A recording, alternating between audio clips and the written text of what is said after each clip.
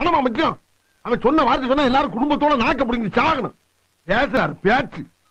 காலங்காத்தால உனக்கு குறவழி வரைக்கும் சோத்த போட்டு வண்டியில ஏத்திட்டு வந்ததுக்கு உன்னால என்ன பண்ண முடியுமோ அதை பண்ணிட்டேன். Thank you. Hello guys, welcome to stories of VR. This side Naveen. இன்றைக்கி வந்து டேட் ஜூலை 6, சனிக்கிழமை. ஒரு நல்ல ஒரு வீக்கெண்ட். கிளைமேட்டும் வந்து சென்னையில் நல்லா இருக்குது. நல்லா மழை நேற்று நைட்டெல்லாம். இதெல்லாம் ஏன்டா நீங்கள் கிட்டே சொல்கிறேன்னா அதுக்கு கண்டென்ட்டுக்காக தான். ஆமாம். ஸோ இந்த வீடியோவில் வந்து நீங்கள் தம்ப்நெயில் டைட்டில் பார்த்துருப்பீங்க, ஃபர்ஸ்ட் சர்வீஸ். ஸோ என்னோடய எக்ஸ்பீரியன்ஸ் எப்படி இருந்துச்சு. பலினோ நம்ம எடுத்தோம். 1000 கிலோமீட்டர், அரௌண்ட் 1800 தான் நான் ஃபர்ஸ்ட் சர்வீஸ் பண்ணேன். கொடைக்கானல் போயிட்டு வந்தோம்.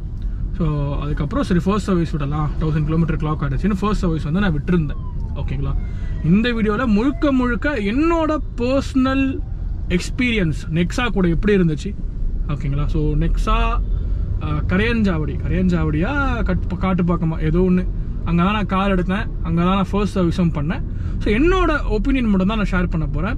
ஸோ நீங்கள் நம்ம வீடியோ பார்க்குறவங்க யாருன்னா பலினோ ஓனர்ஸ் யாருன்னா நிறைய பேர் இருப்பீங்க. பலினோ ரோட்டுக்கு 10 பலினோ சும்மா நின்று வேடிக்கை பார்த்தா புதா பாருங்க கிளான்ஸா.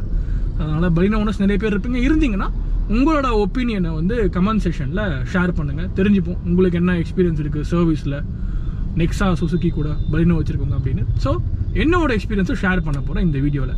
ஸோ சேனலுக்கு யாருன்னா புதுசாக இருந்தீங்கன்னா மறக்காமல் சேனலை வந்து சப்ஸ்கிரைப் பண்ணிக்கோங்க. ஸோ நான் வந்து life style contents and bike contents, நம்ம BMW GS 310 வச்சுருக்கோம். ஸோ அதில் மோட்டோ விளாக்ஸு, அப்புறம் இப்போ பலினோ வச்சுருக்கோம், இதில் கார் விளாக்ஸு. ஸோ இந்த மாதிரி வீடியோஸ்லாம் போடுவோம். ஸோ நான் சர்வீஸ் முடிச்சு வந்து ஒரு 10 days முன்னாடி ஆகுது. நான் அன்றைக்கே வீடியோ எடுத்தேன்.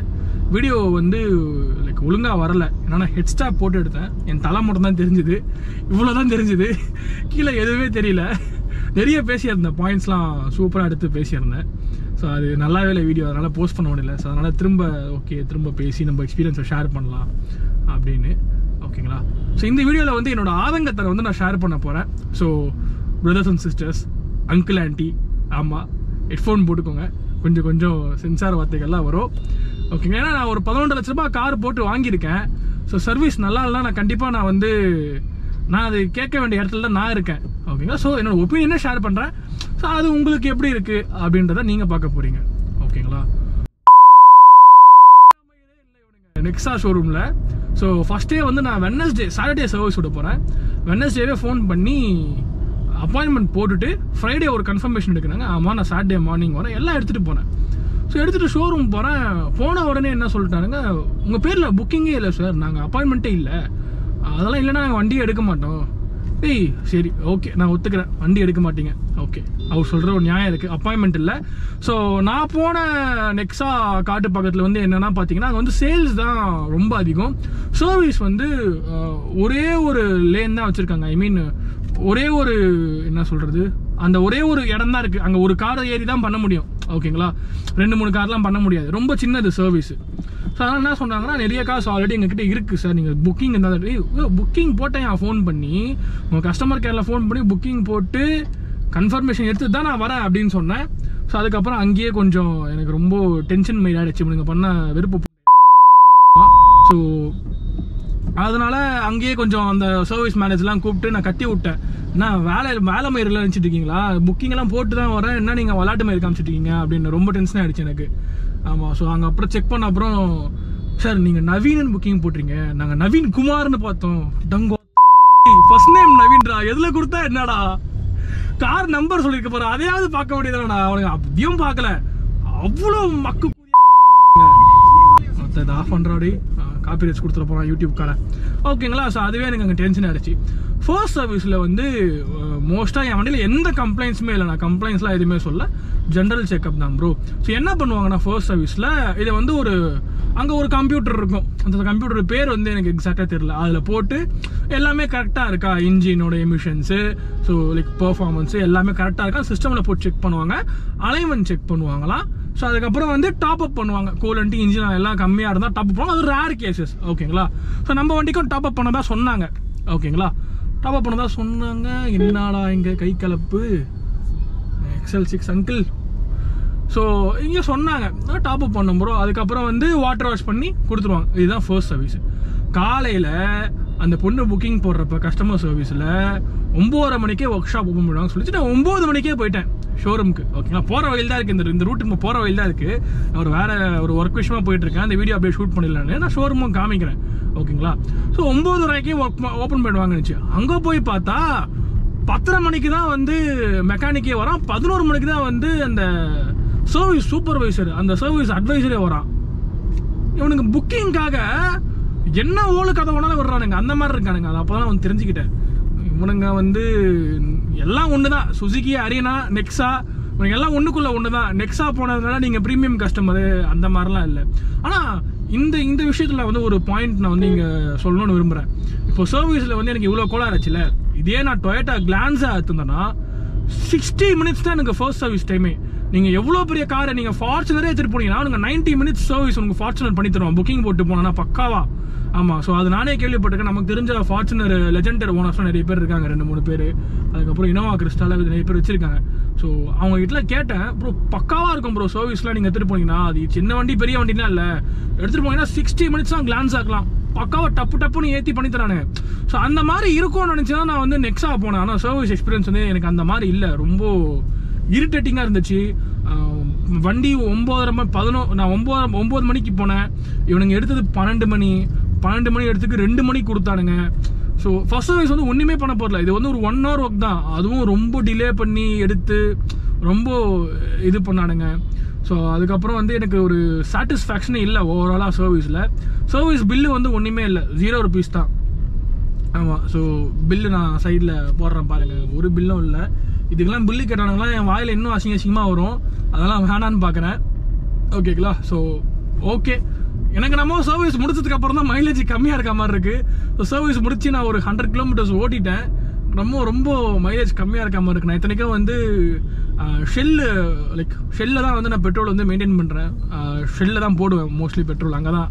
ஸோ ரேர் கேசஸில் தான் நான் பாரத் இந்தியன் போவேன். இது வரைக்கும் ஒரு தடவை தான் வந்து நான் வேறு பெட்ரோல் பங்க் போயிருக்கேன், மற்றபடி ஷெல் தான். ஸோ எனக்கு ஸ்டார்டிங்லேயே வந்து சிட்டிக்குள்ளே 18, 19 அந்த மாதிரி கரைச்சா மாதிரி இருந்துச்சு. இப்போ வந்து பார்த்தீங்கன்னா சர்வீஸ் முடிச்சதுக்கப்புறம் எனக்கு 14.5, 14.7, 15 தொட மாட்டேங்குது.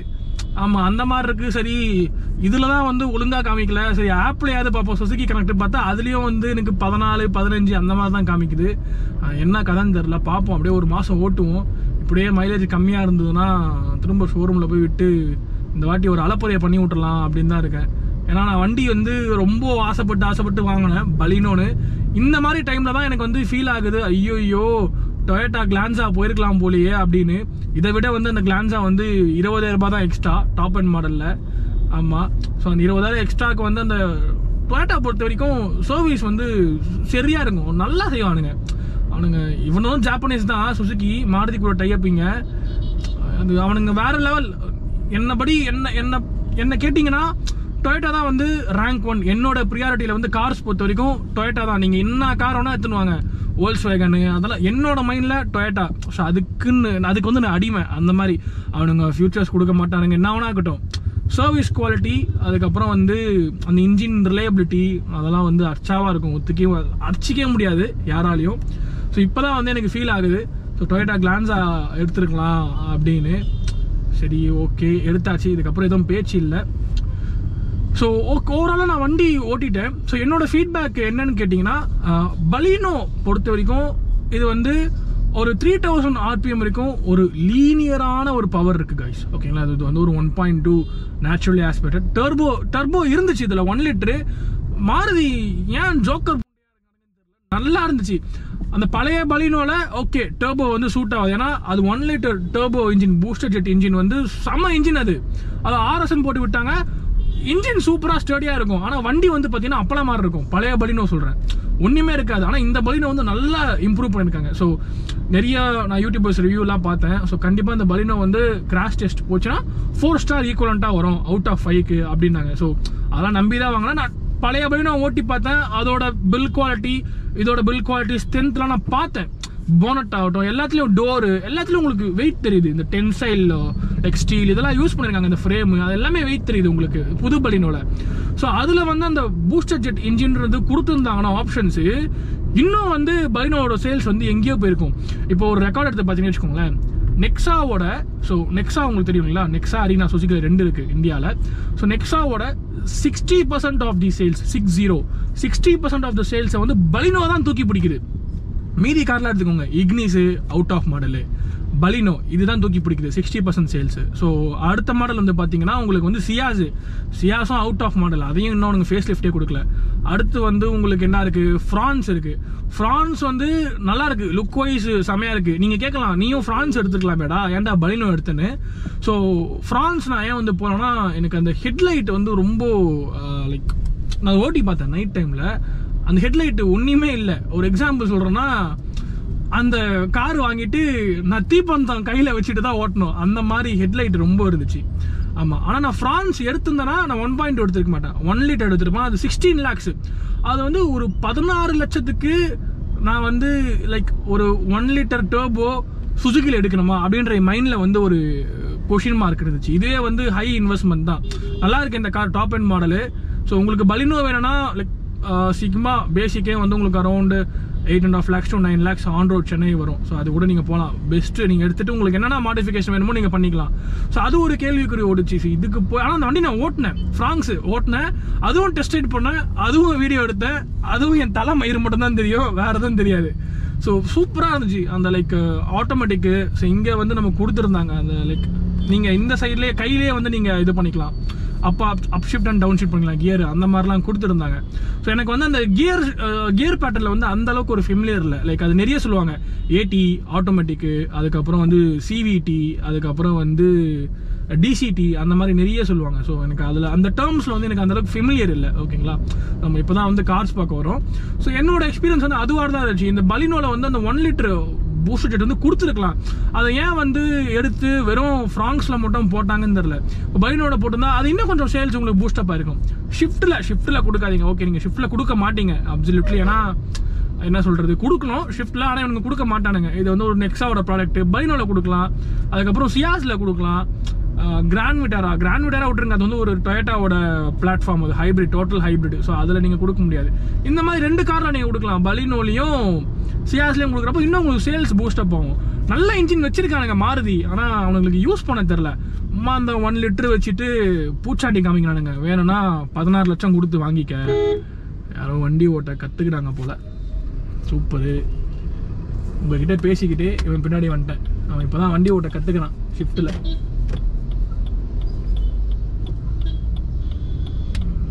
பின்னாடி போனால் நாளைக்கு தான் போவேன்.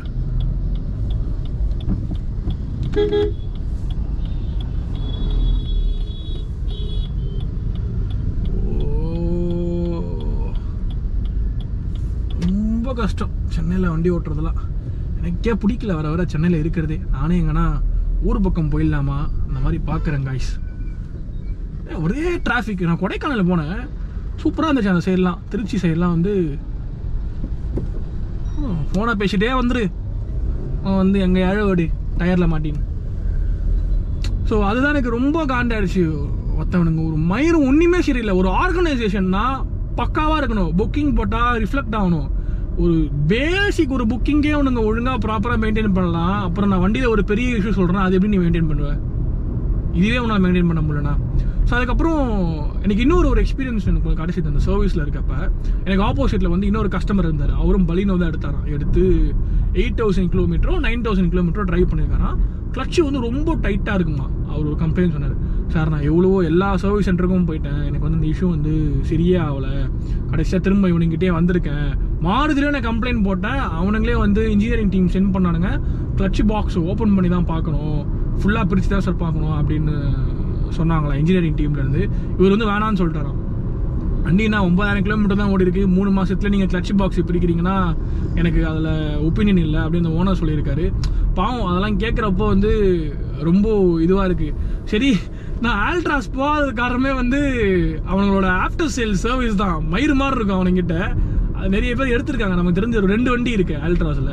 ஸோ நம்ம சர்க்கிளில். ஸோ அதெல்லாம் கேட்டேன், வண்டி தரமான வண்டிடா, சேல்ஸில் மாட்டிட்டுனா அவ்வளோதான், காலத்துக்கும் நீ அவனுங்கிட்ட தாலி அறுத்து சாகணும் அப்படின்னாங்க.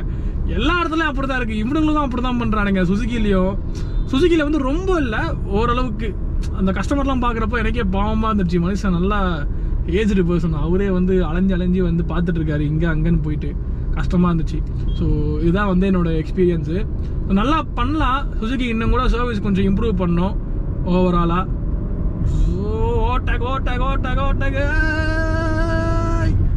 அந்த வண்டி பலினோ இந்த 3000 4000 தாண்டிச்சுன்னு வச்சுக்கோங்களேன், வேற லெவலில் இருக்கும் வண்டி. அப்படியே அந்த சவுண்டு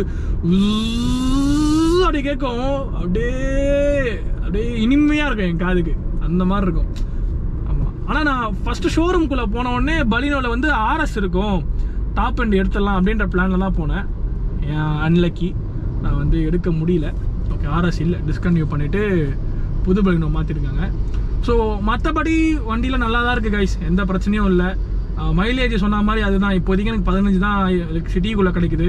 ஹைவேஸ் போனால் 20, 22, 23 காமிக்குது. ஆனால் 20ன்னு வச்சுக்கோங்க, 23லாம் அது சும்மா ஓலுக்காத இதை காமிக்கிறதுலாம். 20ன்றது நீங்கள் சாலிடாக வந்து கிளைம் பண்ணலாம் ஹைவேஸ்லாம் போனீங்கன்னா. அது வந்து நல்ல மைலேஜ் தான்.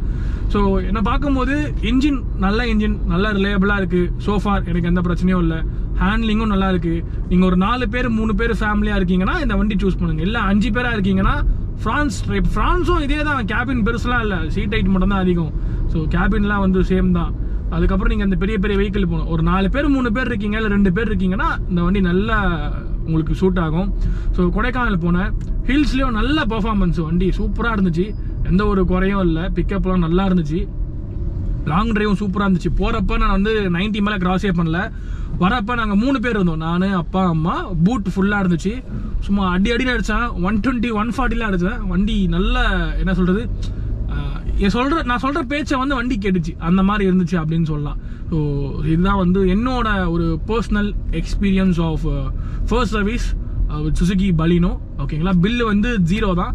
ஸோ வேறு எதுவும் இல்லை. ஸோ இதில் நான் வந்து எதனா தப்பாக சொல்லியிருந்தேன்னா நீங்கள் வந்து கமெண்ட்டில் சொல்லுங்கள், நான் வந்து ரெக்டிஃபை பண்ணிக்கிறேன். ஓகேங்களா, ஸோ எனக்கு தெரிஞ்சதை நான் ஷேர் பண்ணுறேன். ஓகேங்களா, நான் ஒரு சேனல் வச்சுருக்கேன். ஸோ நான் என்னென்ன கோ த்ரூ பண்ணி வரேன் என்னோட டே டு டே லைஃப்பில், அதை உங்களுக்கு ஷேர் பண்ணுறேன்.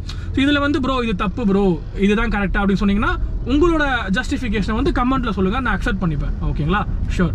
So will see you at next content guys. ஓகேங்களா, ஸோ எல்லாம் சேஃபாக ட்ரைவ் பண்ணுங்கள், சீட் பெல்ட்ஸ்லாம் போட்டுட்டு சேஃபாக இருங்க. Stay safe. Bye guys.